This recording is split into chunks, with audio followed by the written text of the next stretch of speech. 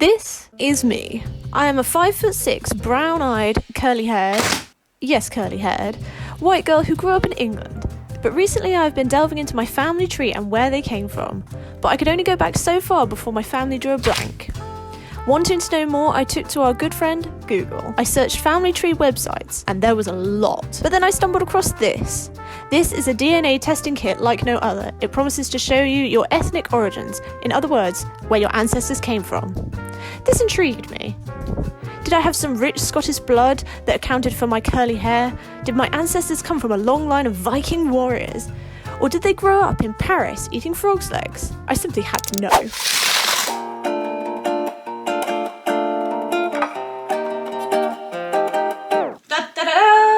My 23andMe DNA testing kit is finally here. Let's open her up.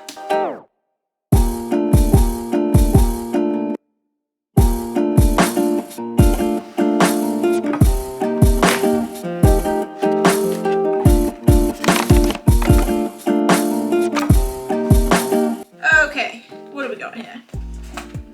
So it seems like we have the saliva collecting kit in here. Pretty cool. Okay, let's read. What are we gonna do? So you have the funnel lid, the cap, the tube, the fill line. Ooh la la! Contents: 1 saliva collection kit containing 2 milliliters of stabilizing liquid. This product is designed for the collection of human saliva samples. It says you have to get the app. Okay, let's get the app. Step 1, register your kit. Okay, I think I already have an account. Oh, I can't even spell my surname right. Come on. Confirming email. Woo! Account created. Okay, so it says, now you can spit. Follow kit instructions to spit in the tube provided. 1, no food or drink for 30 minutes. Done. Spit to fill the line. Okay, that is a lot. Look at that you have to fill. That is a lot. I can't show this bit on camera. Okay, nailed that. Okay.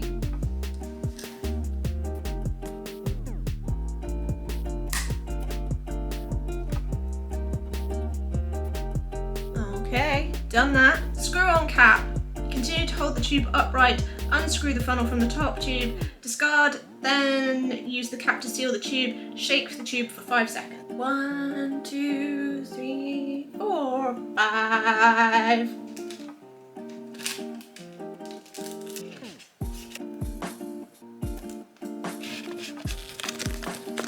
All done. So first thoughts on this actual package from 23andMe is, I would say, 1, the design is really cool. Also, how you actually collect the saliva sample is really simple. The instructions were so easy to follow.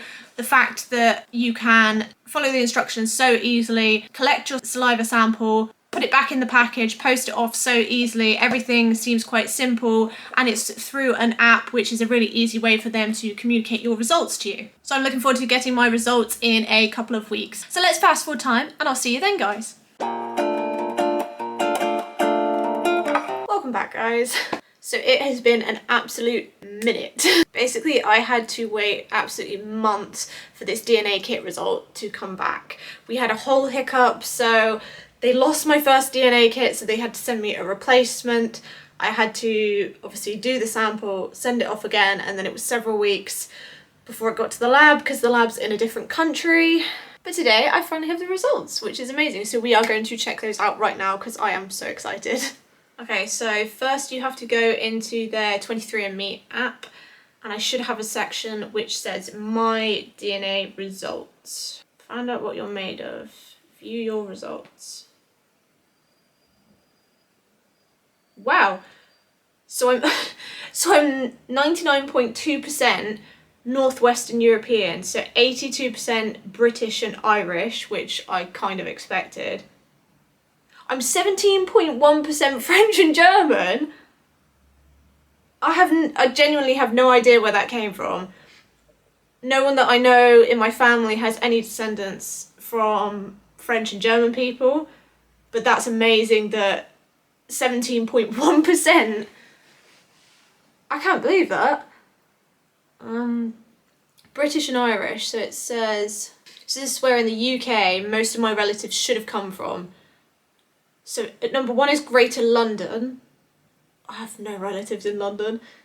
West Yorkshire, that kind of makes sense because of my grandma's side. Greater Manchester, yeah, West Midlands. Lancashire, Merseyside, I was not expecting that. South Yorkshire, Glasgow City, and City of Bristol. Yeah, most of my family from both sides are from Bristol, so the Bristol one really makes sense. French and German. Who knew? Broadly, Northwestern Europe, 0.1%. So that's Iceland, Sweden, Finland. Oh, I got a bit of Dane in me from when the Danes came over and invaded England. That's brilliant. Okay, so trace ancestry, 0.7%. Central Asia, Northern Indian and Pakistan is 0.3%. North African, 0.2%. Northern Indian and Pakistan, 0.2%. That's insane. I mean, I get that obviously all of human DNA can be traced back to places like Africa and Asia, but that's amazing. Okay, Northern Africa, so that's Morocco, Algeria, Tunisia, and Libya. Northern India and Pakistan, that's so cool. It's the French and German that shocks me because I was not expecting that, and I was not expecting it to be such a high percent. 17.1% is quite high. I was expecting, like, if it's in French and German, I was expecting it to be like 0.1% or something like that. So they have other things to do with like your genetics and what they predict you're going to be like. So it says here I'm less likely than average to have bunions. Thanks. It says more likely than average to be afraid of heights. How do they work this out? Because yeah, I am afraid of heights.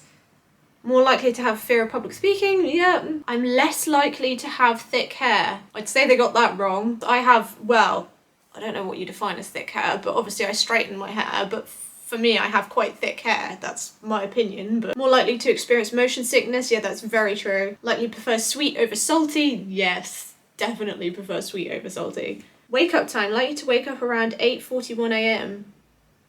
I'd say that's pretty accurate actually, between 8 and 9 is normally my natural body clock. Hair texture.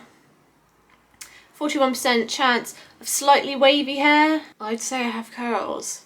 That's interesting. I wonder, maybe I've thought I've had curly hair all this time and I haven't. Skin pigment, chance of very fair skin. Nailed that. Toe length ratio, 73% chance you have a longer big toe.